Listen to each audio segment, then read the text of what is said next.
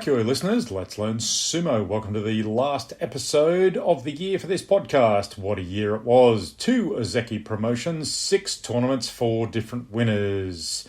I really appreciate you all coming along to this podcast. I do it for no money, for free.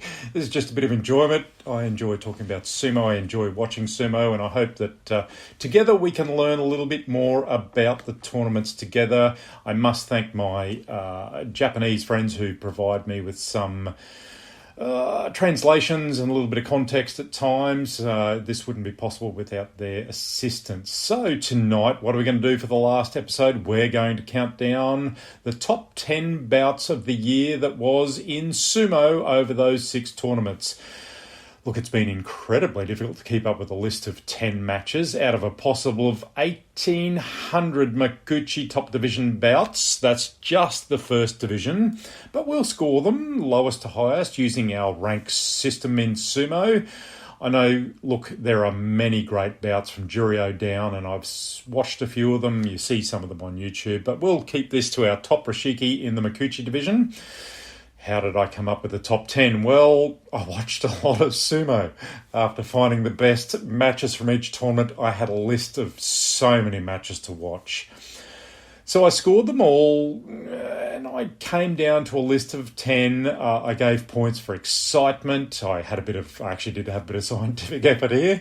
A bit of excitement for the match. How exciting was it? How good was the sumo technique? What was the consequence of the match? Was it, for the outcome of the tournament? And watchability. Would you show this match to a friend to show them what sumo is about? And out of all of that, I came to a score of 40 points. So I've whittled down a fairly big list down to 10 matches, and look, to be honest, there are so many more that could have quite easily made this list. I just enjoyed so many of those matches, but I had to make a list of 10. I tried to be a bit fair and a bit objective, trying to get over the favourite sumo that you watch all the time. So what we'll do, we'll assign a rank to each match from our lowest rank Rashiki in Jonakuchi division, up through Jonadan division, Sandanmei, Makushita, Juryo, then into our Megashira ranks, Komusubi, our Sekiwake ranks, and then of course our big time, our Ozeki rank, and then we'll finish with the fight of the year, which we will call our Yokozuna rank match. I know you'll have those matches that you probably think should have been in the top 10, and I'd love to hear from you which matches you thought were the best ones of the year. Join me on Instagram, Twitter or X and Facebook, and let me know what you thought.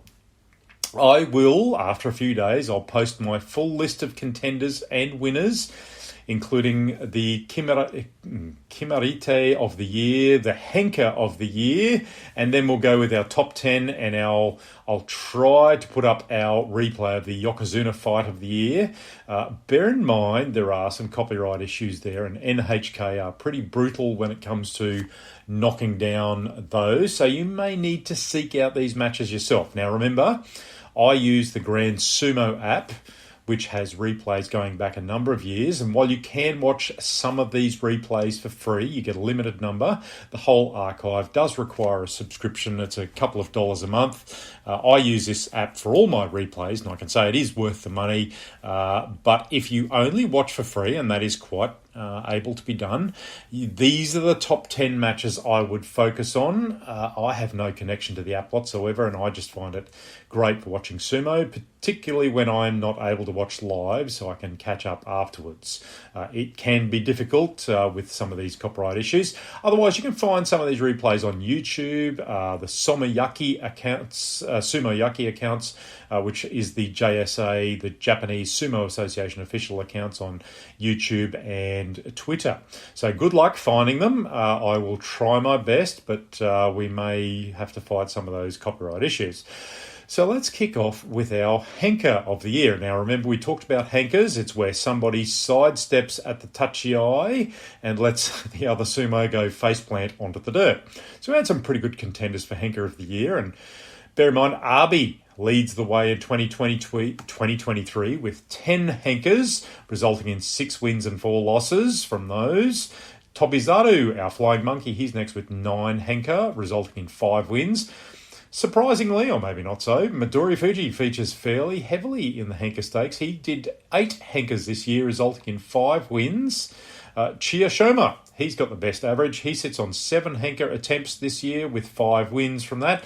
That's from about 90 bouts each for the year. So for me, the most important, the most controversial, the most consequential Henka, however, officially called a Hikiatoshi, was Takakeisho on Atami Fuji, day 15 of the playoff bout in September's Aki Basho, the Wacky Aki Basho in Tokyo. Takakeisho, he'd beaten Atami Fuji in regular time during the tournament, but he employed the sidestep Henka in the playoff to win the Jusho, win the tournament, lift the Emperor's Cup. Many were upset about this. Wasn't real sumo. Go back and listen to that episode about what is the Henka and is it really sumo. Even Takakeisho himself later on indicated that he knew it wasn't the most popular, the most sumo thing to do, but you do what you do to win, I think was his comment at the time, and he'll try to do better later. Almost an admission, not quite. So let's move on to our top 10 bouts for 2023. Now remember, this comes from a list of almost 1,800 bouts for the year in Makuuchi, the top division, 20 bouts per day over 15 days of each tournament, 6 tournaments a year. That's a lot of fights to watch. I've watched pretty much most of them. These are my choices for fights that excited me, that entertained me, that taught me something about sumo. You might have a totally different list, and I'd love to hear about it on my various accounts. Please join me, let me know. So let's get to it. In 10th position, I'll call this our Jonakuchi position, 27 points, Midori Fuji, his win against Kirishima, day 8 in July. Any win over an Ozeki is a good win for a Megashira Rishiki, particularly if you're trying to get up out of the joy into the Sekiwake ranks. This one, it had something unusual. It had a Mawashi Mata, a belt-tightening break. The Gyoji referee, a couple of moments into the fight, he saw that Midori Fuji had a big grip on the back of Kirishima's Mawashi belt, and it had come a little bit undone, and as the two were engaged in a grip battle, the referee called the mata and stopped the fight, kept them in position. Midori Fuji had a big, deep grip on the back, and Kirishima had an outside right grip. After the break, the Gyoji needed a bit of help from the Yobidashi to help tie up the belt again. They readjusted the belts. The Gyoji referred to the judges to get it right, to readjust. They started again. Midori Fuji took full advantage. He threw that left hand in. He was trying hard to get a front grip. Once he had those two hands on the belt, a deep back grip and a really strong front grip, they went back and forth, really had to try hard. Midori Fuji, he executed a bit of a shitate nage throw on the Ozeki. The Ozeki just couldn't stop himself, and a little bit of a foot went out over the Gyoji, the Tawara bales. For the win for Midori Fuji, it was fairly exciting. I gave it an 8 for an exciting finish, 9 for the technique to get the grip. Maybe not so good for Kirishima to step out like he did, but I thought that was a pretty good bout. If you want to watch something with a little bit unusual, something we haven't seen for a while, a Mawashi Mata, that's a good one to see. 9th position, Jonadan division position. Our 9th position fight on 30 points, Atami Fuji defeating Takayasu, day 13 of the tournament that just finished in November. Big points for consequence, leaving Atami Fuji in the lead race late in the November tournament, day 13. This was a great matchup. Two similarly sized wrestlers. Our big bear Takayasu, the hairiest Japanese man I've ever seen, an experienced Takayasu. He was in form in November versus the young gun Atami Fuji. Atami Fuji had to really work hard for this. There was a few nervous moments. He had some real pressure put on him by Takayasu, some great defensive recoveries, but in the end he got a Yorikiri push-out win over the big bear. That left him in the lead. This was a pretty good fight in terms of two big guys, an experienced wrestler and a new guy under pressure. So let's move on to a tie for 7th position, both in 7th position. So we'll say 8th and 7th, but we'll call it a tie for 7th. In Sandanmei position, I had to choose somebody. 31 points, just in front, is Kotonowaka's win over Meisei, day 3 of November, early in the tournament. Kotonowaka on 2-0, Meisei struggling, 0 wins from 2 tries. This grip battle had so many twists and turns. It could have gone either way a number of times, and Meisei tested the Sekiwake again and again. The Sekiwake, Kotonowaka, he held off, executed an osakate throw, bit of an unusual kimarite, which I have as one of my kimarite of the year. It was a throw that saw both of them land heavily just at the edge of the ring. Kotonowaka got the win after a mono-e. Look, Meisei was probably a bit unlucky, but it could have gone either way. Really good fight, this one. Twists and turns, that fight. Also in 7th position on 31 points in Makuuchi position, we have Ura defeating Hokuseiho on day 5 in July.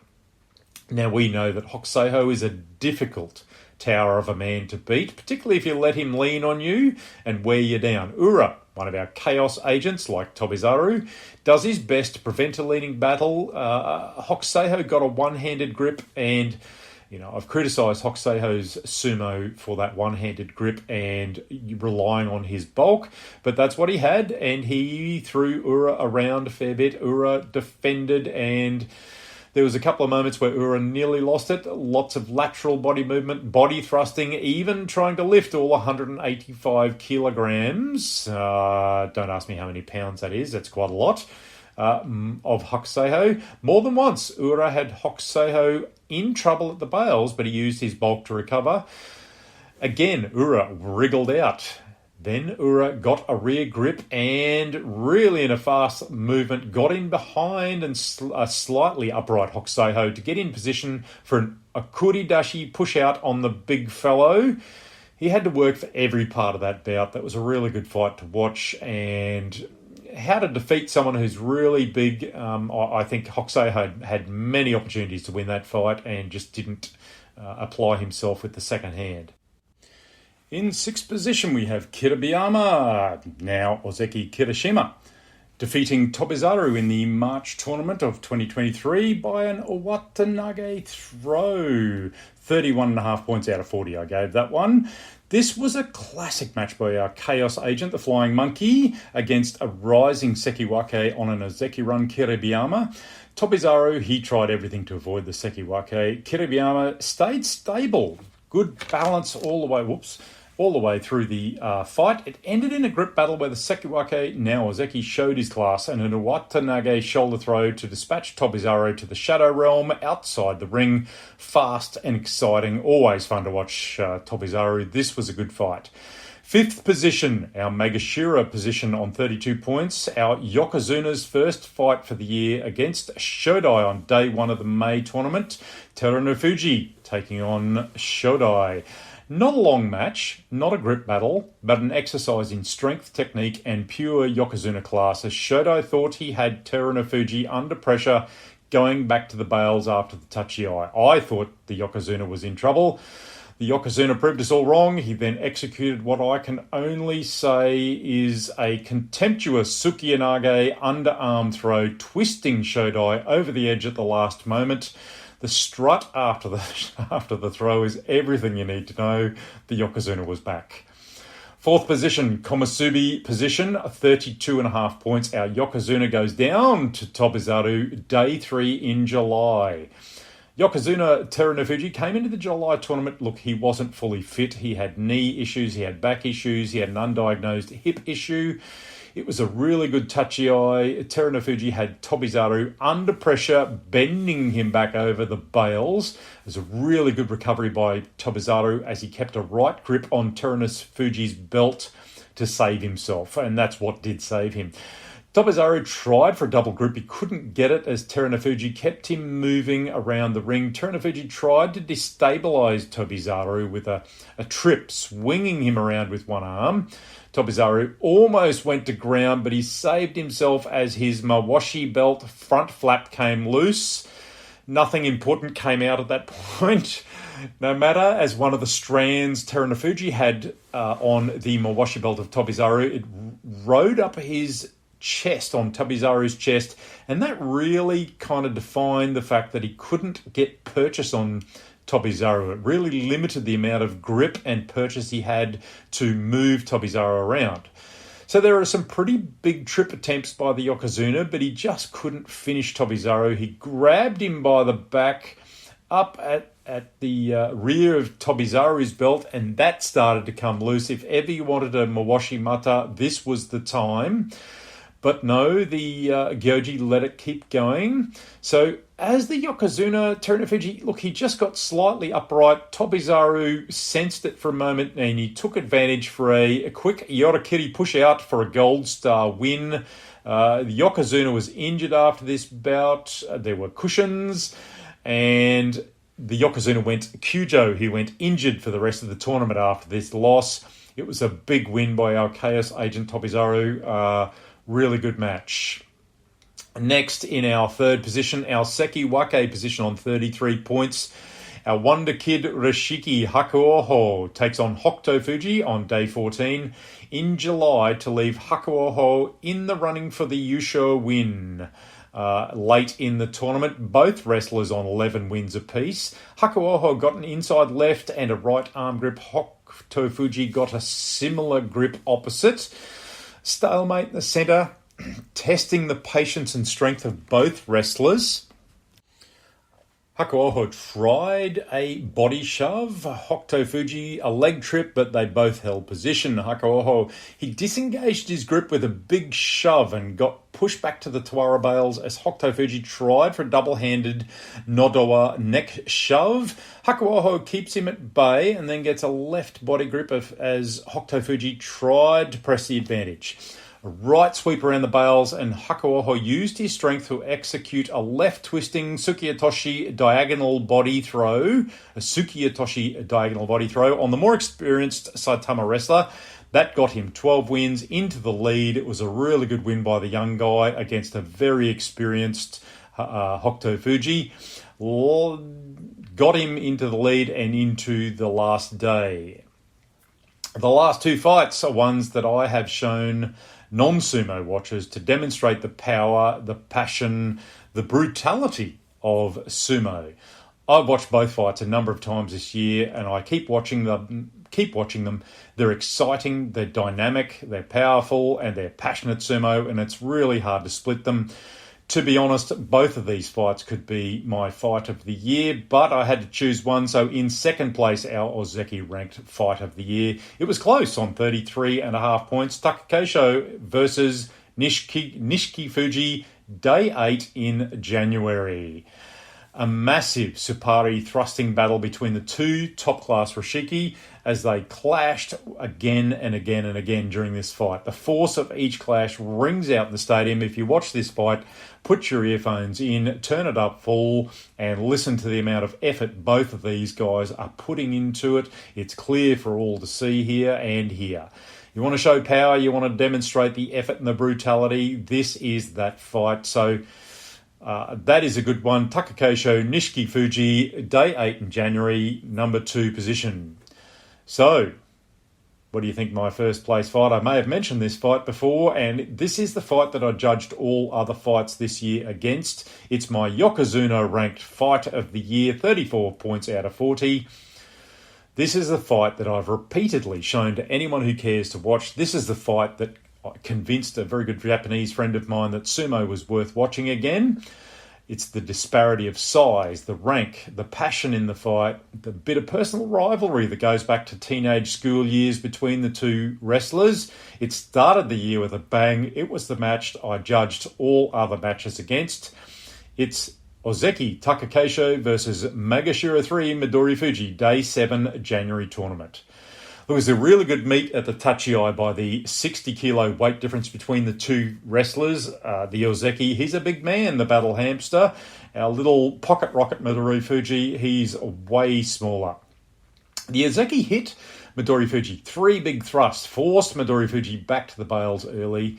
A 4th thrust didn't quite hit the mark, and it allowed Midori Fuji sideways to escape the pressure as Takakosho went across Midori Fuji's left. Another hit as they engage again. Midori Fuji not afraid to hit the big man head-to-head in a thrust. Takakosho got hold of Midori Fuji's neck and pushed him down and away as he wound up for an almighty right-handed haymaker slap on Midori Fuji, connecting with Midori Fuji's left ear.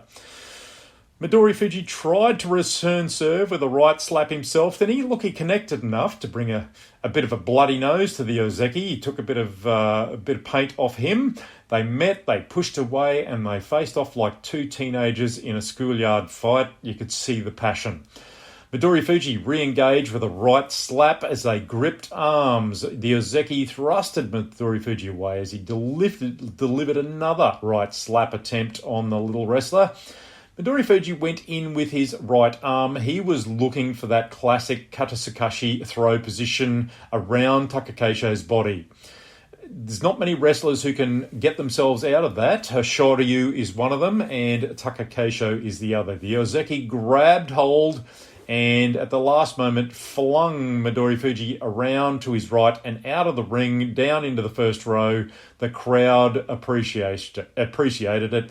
Takakosho got up with a bit of a bloody nose, a stoic face. You could see he was satisfied with that win. Midori Fuji, he lay on his back in the first row. He was totally spent. He put in everything for that fight. I think that was the fight of the year. What do you think? Go and have a look at that one. Certainly all the other fights, they all deserve to be fight of the year. They were really good efforts. I'll put up my full list of those fights, including those that didn't make the top 10 on my Insta and Twitter X and Facebook in a few days. I won't give away the spoilers just yet. I'll let a few people listen to the podcast first. I hope to hear from you about what you think your favourite fight of the year was. Maybe one of those fights, maybe another fight. There were certainly some highly commended fights there. Look out for it. I might even throw up a poll on your favourite if I can on X, and we'll have a look and see where everyone sits. Now, I'm going overseas next week, so I'll be away for 3 or 4 weeks, and I will try to punch out a Bunskei preview episode for January. Unfortunately, I won't make it to the January tournament. There was a chance I could get there, but unfortunately I won't. I hope you've enjoyed the sumo this year. I hope I've brought some interest and learning to you. I'm learning about sumo at the same time as you, and I hope I can bring some context to the tournaments for you as well. Hope you enjoy the sumo a little bit more through my podcast. I've really enjoyed having you all here. Certainly this is not for money. This is only for my enjoyment of sumo and talking about what I enjoy. So thank you for joining me this year and downloading the podcast. Have a safe and happy holiday period, whether you celebrate Christmas or any other festivals at this time of the year. I look forward to you joining me next year as well. Hakioi listeners, let's learn sumo.